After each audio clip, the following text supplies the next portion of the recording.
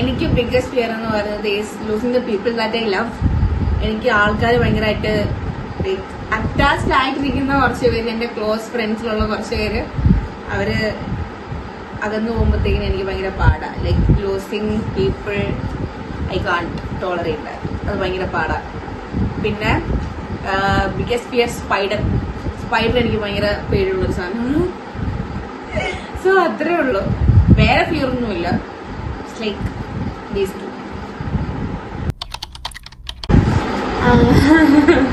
അത് ഇപ്പോഴാണ് എൻ്റെ കറന്റ് സിറ്റുവേഷനാണ്.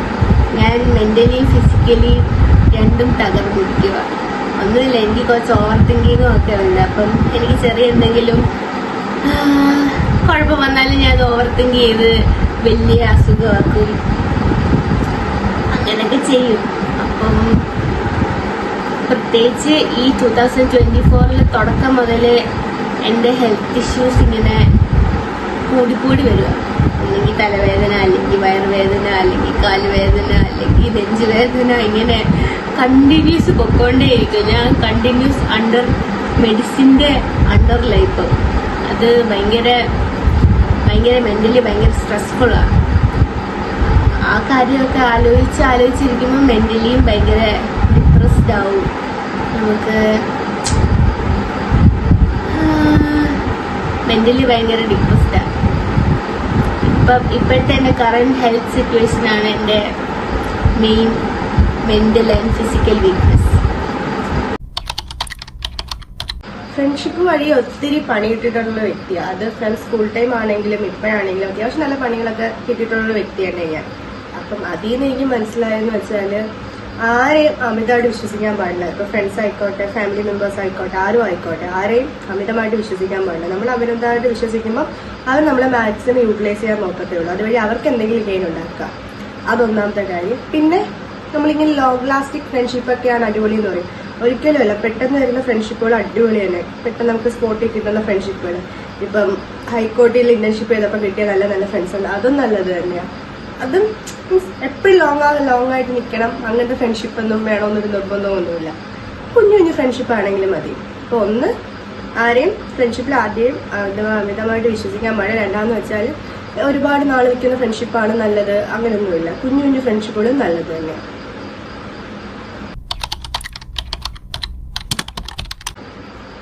എന്നെ പറ്റി അറിയാത്തതായിട്ട് എന്താ ഉള്ളതെന്നൊക്കെ ചോദിച്ചാ ആക്ച്വലി ഒന്നും ഇല്ലായിരിക്കും. കാരണം ഞാനിപ്പം ആരോടാണെങ്കിലും ഭയങ്കര ഓപ്പണാണ്. ഞാൻ എല്ലാം പറയാറുണ്ട്. അതിപ്പോ ആരായെങ്കിലും, ഞാനിപ്പോ ഏതെങ്കിലും ഒരാളായിട്ട് സംസാരിച്ച് ഇപ്പം കംഫർട്ടബിൾ ആയെന്ന് എനിക്ക് തോന്നി ആ ഒരു കംഫർട്ടബിൾ സോണിലോട്ട് എത്തിയാൽ ഞാൻ എല്ലാം പറയും. ഞാൻ പറയാത്ത ഒന്നുമില്ല. ഇപ്പൊ എന്റെ ലൈഫിൽ എന്ത് നടന്നാലും ഞാൻ എല്ലാം അവരോട് പറഞ്ഞോണ്ടേ ഇങ്ങനെ ഇരിക്കും, സംസാരിച്ചോണ്ടിരിക്കും. പക്ഷെ ആ കംഫർട്ട് സോണിൽ എനിക്ക് വേണം. അപ്പൊ അത്രേ ഉള്ളൂ. Okay, bye. എന്താ ഫ്രണ്ട്ഷിപ്പിനെ ഞാൻ ഡിഫൈൻ ചെയ്യുന്നത് എന്താ വെച്ചിട്ടുണ്ടെങ്കിൽ, എന്താ ലൈഫിലുള്ള എല്ലാ ഫ്രണ്ട്സും എനിക്ക് ഭയങ്കര ഇമ്പോർട്ടൻ്റ് ആണ്. പക്ഷേ എന്റെ ഹോസ്റ്റലിൽ വന്നിട്ട് കിട്ടിയിട്ടുള്ള എന്റെ ഫ്രണ്ട്സാണ് എനിക്ക് ഇതുവരെയുള്ള ഇതിലും എന്ന് വെച്ചാൽ എന്റെ കൂടുതലായിട്ടുള്ള കാര്യങ്ങളൊക്കെ ഞാൻ ഷെയർ ചെയ്തിട്ടുള്ളതും എല്ലാവരുമായിട്ടാണ്. പിന്നെ കുറെ ഇമോഷൻസ് അറിയാം, എനിക്ക് എപ്പോൾ വിശക്കും അറിയാം, എനിക്കെപ്പോൾ ദേഷ്യം വരുന്നറിയാം, എനിക്കെപ്പോൾ സങ്കടം വരുന്നത് എല്ലാം അവർക്കറിയാം. എന്ന് വെച്ചാൽ ബാക്കിയുള്ള ഫ്രണ്ട്സ് എനിക്ക് ഇമ്പോർട്ടൻ്റ് ആണ്. അതുകൂടാതെ ഇവർക്കായിരിക്കും കുറച്ചുകൂടെ എന്റെ ലൈഫിലെ എല്ലാ കാര്യങ്ങളും അറിയാനേ. കാരണം 5 വർഷമായിട്ടുള്ള നമ്മുടെ എല്ലാ കാര്യങ്ങളും അറിയാനേ ഇവർക്കാം. കൊച്ചിലെ തൊട്ട് 1ാം ക്ലാസ് തൊട്ടൊക്കെ ഒരുമിച്ച് പഠിച്ചവരാണെങ്കിൽ പോലും നമുക്ക് ചില സ്റ്റേജ് എത്തുമ്പോൾ അവർ നമ്മുടെ ക്ലാസ് വേറെ ആയി പോകും. പിന്നെ 10, 11, 12 അങ്ങനെയൊക്കെ ചില ക്ലാസ്സുകൾ മാത്രമേ നമ്മൾക്ക് ഒരുമിച്ച് ഉണ്ടാകാറുള്ളൂ. പക്ഷെ ഇവരെന്ന് പറയുമ്പോൾ 5 വർഷം കണ്ടിന്യൂസ് ആയിട്ട് എൻ്റെ കൂടെ ഉണ്ടായിരുന്നവരായിരുന്നു. പിന്നെ ഫ്രണ്ട്ഷിപ്പ് എന്ന് പറയുമ്പോൾ എനിക്ക് ചിലപ്പോൾ ബോയ്സിന്റെ ഒക്കെ ഫ്രണ്ട്ഷിപ്പ് കാണുമ്പോൾ അസൂയ വന്നിട്ടുണ്ട്. കാരണം അത്രയ്ക്കുള്ള ഒരു ഫ്രണ്ട്ഷിപ്പ് ഒന്നും ഗേൾസിന്റെ ഇടയിൽ ഒരിക്കലും ഇതാവത്തില്ല. കാരണം എപ്പോഴും ഒരു ഈഗോയും അങ്ങനത്തെ കുറെ കാര്യങ്ങളൊക്കെ ഗേൾസിന്റെ ഇടയിൽ, പിന്നെ എപ്പോഴും അങ്ങോട്ട് മാറുന്ന കുറ്റം പറയും, ഇങ്ങോട്ട് മാറും, ഇതൊക്കെ തന്നെ എപ്പോഴും ഗേൾസിന്റെ ഇടയിലൊക്കെ സ്വാഭാവികമാണ്. പക്ഷെ ബോയ്സിന്റെ ഒക്കെ ഫ്രണ്ട്ഷിപ്പ് എന്നൊക്കെ പറയുമ്പം കുറച്ചുകൂടെ അവർ തന്നെ ബോണ്ടും എല്ലാ കാര്യങ്ങളും തുറന്നു പറയാനുള്ള ഒരു സ്പേസ്. പിന്നെ ഗേൾസ് എന്നൊക്കെ പറയുമ്പോൾ കുറച്ചുകൂടെ ഫീലിങ്സിനൊക്കെ ഒരു പ്രാധാന്യമൊക്കെ കൊടുക്കുന്നതുകൊണ്ട് എന്തെങ്കിലും തുറന്നു പറയുമ്പോൾ ഇഷ്ടപ്പെടായില്ല, അങ്ങനത്തെ കുറെ കാര്യങ്ങളൊക്കെ വരും. പിന്നെന്താ, എല്ലാ കാര്യങ്ങളിലും കൂടെ നിൽക്കുക, പിന്നെ തെറ്റുണ്ടെങ്കിൽ തിരുത്തി തരിക, അങ്ങനെയൊക്കെയാണ് എൻ്റെ ഒരു ഇതിൽ ഫ്രണ്ട്ഷിപ്പ് എന്ന് വെച്ചാൽ. അത്രേ ഉള്ളൂ. Thanks, by.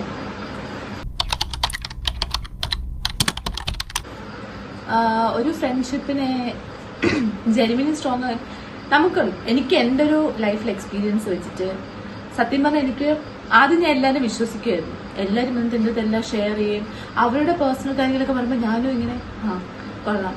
അപ്പൊ ഞാൻ അവരുടെ അടുത്ത് ഇത്ര ഓപ്പൺ ആവുകയാണല്ലോ, ആ രീതിയിൽ ഞാനും എന്റെ പേഴ്സണൽ കാര്യങ്ങളായാലും എല്ലാം എന്റെ വീട്ടിലെ അമ്മ എപ്പോഴും പറയും, ലക്ഷ്മി നീ വെറുതെ ആവശ്യമില്ലാതെ ഉള്ള കാര്യമല്ല എല്ലാവരോടും പറയല്ലേ, എന്ത് വിശ്വസിച്ചാ പറയുന്നത്. പക്ഷെ എനിക്ക് പണ്ട് ആരെ ഇങ്ങനെ അവരെ വിശ്വസിക്കാൻ കൊള്ളാവോ എന്നൊന്നും നോക്കിയല്ല സെലക്ട് ചെയ്യുന്നത്. അവരെന്നോട് ഓപ്പൺ ആവുകയാണ്, ഞാനും തിരിച്ച് ഓപ്പൺ ആവും, എല്ലാ പേഴ്സണൽ കാര്യങ്ങളും പറയും, എല്ലാം ചെയ്യും. പക്ഷെ എനിക്ക് അതുപോലെ നല്ല രീതിക്ക് അവരുടെ നിന്ന് കിട്ടിയിട്ടുമുണ്ട്. അതായത് ഞാൻ വിശ്വസിച്ച് കാര്യങ്ങൾ പറഞ്ഞ പലരും എന്നെ ബാക്ക് സ്റ്റാബ് ചെയ്തിട്ടുണ്ട്. അതുപോലെ തന്നെ എന്താ പറയാ, കുറെ കാര്യങ്ങളിൽ കുറെ പ്രശ്നങ്ങൾ എനിക്കുണ്ടായിട്ടുണ്ട്. അപ്പം ഒരു ജെനുവിൻ ഫ്രണ്ട്ഷിപ്പ് എന്ന് പറഞ്ഞാല് ഒരിക്കലും ഒരു ആവശ്യത്തിന് വേണ്ടിയിട്ട് നമ്മൾ യൂസ് ചെയ്യുന്നതായിരിക്കില്ല. അതായത് ഒന്നും എക്സ്പെക്ട് ചെയ്തിട്ടുണ്ട്. ഞാൻ ഇപ്പം ഫോർ എക്സാമ്പിൾ ഞാൻ നമുക്കൊരു ലേസ് വാങ്ങിക്കൊടുക്കാം.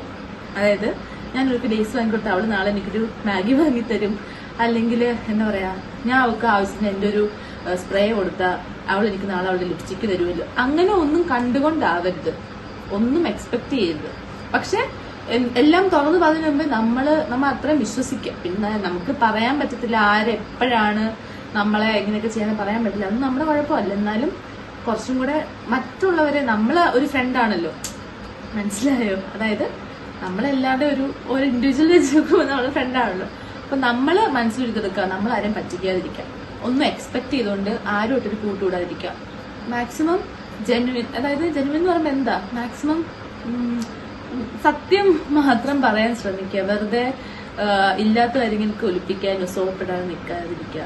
ഇതന്നെയാണ് ഒരു ഫ്രണ്ട്ഷിപ്പിൽ. പിന്നെ ഇങ്ങനെ ഈഗോയോ അല്ലെങ്കിൽ അവൾ എന്നെക്കാളും വലിയ പൊസിഷൻ എത്തരുത്, അങ്ങനെയല്ല. എൻ്റെ ഒരു ക്യാരക്ടർ ഞാൻ വലിയ ആളാന്ന് പറയില്ല, പക്ഷെ എൻ്റെ ഒരു ഫ്രണ്ട്, ഞാനൊരു വലിയ നില എത്തുമ്പം എൻ്റെ കൂടെ ഉള്ളവരും എൻ്റെ കൂടെ ഉണ്ടാവണം, അവരും വലിയ നില എത്തണം എന്നൊക്കെയാണ് എൻ്റെ ആഗ്രഹം. അപ്പോൾ ഞാൻ അതിനുവേണ്ടി ഹെൽപ്പ് ചെയ്യും, എനിക്ക് ഹെൽപ്പ് ചെയ്യാൻ ഭയങ്കര ഇഷ്ടമാണ്. അപ്പോൾ ഒരു ഫ്രണ്ട്ഷിപ്പില് എപ്പോഴും കൂടെ ഉണ്ടാകുക. സന്തോഷ സമയത്ത് മാത്രമല്ല, വിഷമ സമയത്താണെങ്കിലും അവർക്കൊരു പ്രശ്നം വരുമ്പോഴാണെങ്കിലും കൂടെ ഉണ്ടാവുക. ഇതുപോലെ ഞാൻ പറഞ്ഞ ഒന്നും എക്സ്പെക്ട് ചെയ്യാൻ, തിരിച്ചൊന്നും പ്രതീക്ഷിക്കാതെ തന്നെ അവരെ സ്നേഹിക്കുക, ജെനുവിനായിട്ട് പറ്റിക്കാതിരിക്കുക. പിന്നെ ഒരു തെറ്റുണ്ടെങ്കിൽ നമ്മളെന്താ പറഞ്ഞു കൊടുക്കുക. അല്ലാണ്ട് എന്താ പറയാ അവരുടെ കുറ്റം മാറി ഇന്ന് ഇപ്പം ഗ്രൂപ്പിനുള്ളിൽ ഗ്രൂപ്പ് എന്ന് പറഞ്ഞ കണക്ക് അവരുടെ കുറ്റം മാറി എന്ന് പറയുന്നതിന് വരെ തെറ്റുണ്ടെങ്കിൽ അത് പറഞ്ഞു കൊടുക്കുക. നമുക്ക് ലൈഫിൽ കുറച്ച് പേരെ കാണത്തുള്ളൂ നമ്മുടെ തെറ്റ് കണ്ട നമ്മുടെ മുഖത്ത് നോക്കിയിട്ട് എടി നീ ചെയ്യുന്നത് ശരിയല്ലെന്ന് പറയുന്നത്. ബാക്കി എല്ലാവരും ചിരിച്ച് സപ്പോർട്ട് ചെയ്തിട്ട് ബാക്കിൽ പോയിട്ട് നമ്മുടെ കുറ്റം പറഞ്ഞായിരിക്കും. അപ്പൊ ഇങ്ങനെയൊക്കെ കുറച്ച് കാര്യങ്ങൾ ചെയ്താല് ഫ്രണ്ട്ഷിപ്പ് ജെന്യുവിനും സ്ട്രോങ്ങും ആവുന്നതാണ് എന്റെ ഒരു ഇത്. ഓക്കെ.